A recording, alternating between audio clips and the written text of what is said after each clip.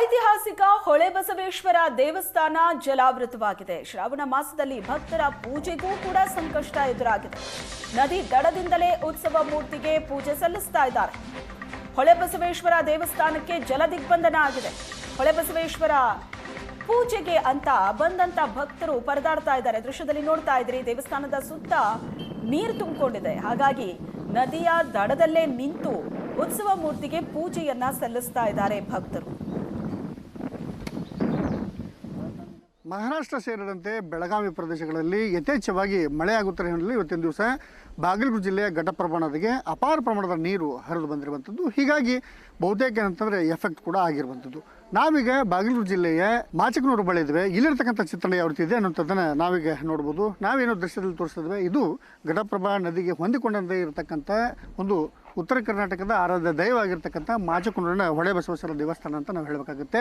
ಸದ್ಯದ ಒಂದು ಮಾಹಿತಿ ಪ್ರಕಾರ 63,000 ಕ್ಯೂಸೆಕ್ಸ್ಗೂ ಅಧಿಕ ಪ್ರಮಾಣದನ್ನು ಘಟಪ್ರಭಾ ನದಿಗೆ ಹರಿಬಿಟ್ಟಿರುವ ಹಿನ್ನೆಲೆಯಲ್ಲಿ ಇವತ್ತಿನ ದಿವಸ ಬಹುತೇಕವಾಗಿ ಆ ಒಂದು ಮಾಚಕನೂರಿನ ಹೊಳೆಬಸವೇಶ್ವರ ದೇವಾಲಯ ಸಂಪೂರ್ಣವಾಗಿ ಜಲಾವೃತವಾಗುವ ಹಂತಕ್ಕೆ ಬಂದಿರುವಂಥದ್ದು ನಾವು ಕೂಡ ನೋಡ್ತದ್ದು. ಅರ್ಧ ಮಟ್ಟಕ್ಕೂ ಅಧಿಕವಾಗಿ ಇವತ್ತೇನಂತಂದರೆ ದೇಗುಲ ಜಲ ದಿಗ್ಬಂಧನದಿಂದ ಕೂಡಿರುವಂಥದ್ದನ್ನು ಕೂಡ ನಾವಿಲ್ಲಿ ಕಾಣ್ತಿದ್ದೇವೆ.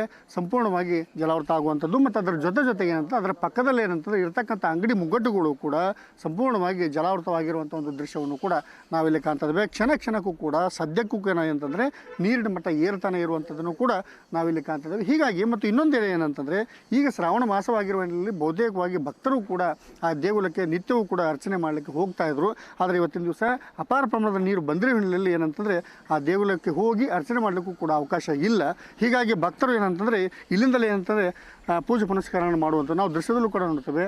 ಆ ಒಂದು ದೇಗುಲ ಒಳಗಡೆ ಆಗಿರುವ ಹಿನ್ನೆಲೆಯಲ್ಲಿ ಇವತ್ತಿನ ದಿವಸ ಏನಂತಂದರೆ ಉತ್ಸವ ಮೂರ್ತಿಯನ್ನು ಇಲ್ಲಿ ಇರಿಸಿರುವಂಥದ್ದು ಮತ್ತು ಭಕ್ತರು ಕೂಡ ಬರೋದರ ಜೊತೆಗೆ ಏನಂತಂದರೆ ಇಲ್ಲಿಂದಲೇ ಅಂದರೆ ನಮಸ್ಕರಿಸಿ ಹೋಗುವಂಥ ಒಂದು ಕಾಯಕವನ್ನು ಕೂಡ ಮಾಡ್ತಾ ಇರುವಂಥದ್ದು. ಸಾಕಷ್ಟು ಭಕ್ತರು ಕೂಡ ಇಲ್ಲಿ ಬಂದಿರುವಂಥದ್ದನ್ನು ಕೂಡ ನಾವು ನೋಡ್ತಿದ್ದೇವೆ. ಯಾಕೆಂದರೆ ಶ್ರಾವಣ ಮಾಸವಾಗಿರುವ ಹಿನ್ನೆಲೆಯಲ್ಲಿ ಸಾಕಷ್ಟು ಜನ ಭಕ್ತಾದಿಗಳು ಕೂಡ ಇಲ್ಲಿ ಬರ್ತಾಯಿದ್ರು ಮತ್ತು ದೇವರಿಗೆ ಅರ್ಚನೆಯನ್ನು ಮಾಡ್ತಾಯಿದ್ರು.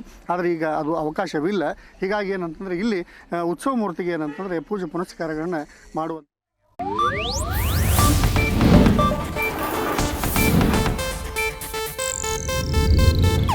ಇದು ಏಷ್ಯಾನೆಟ್ ನ್ಯೂಸ್ ನೆಟ್ವರ್ಕ್ ಪ್ರಸ್ತುತಿ.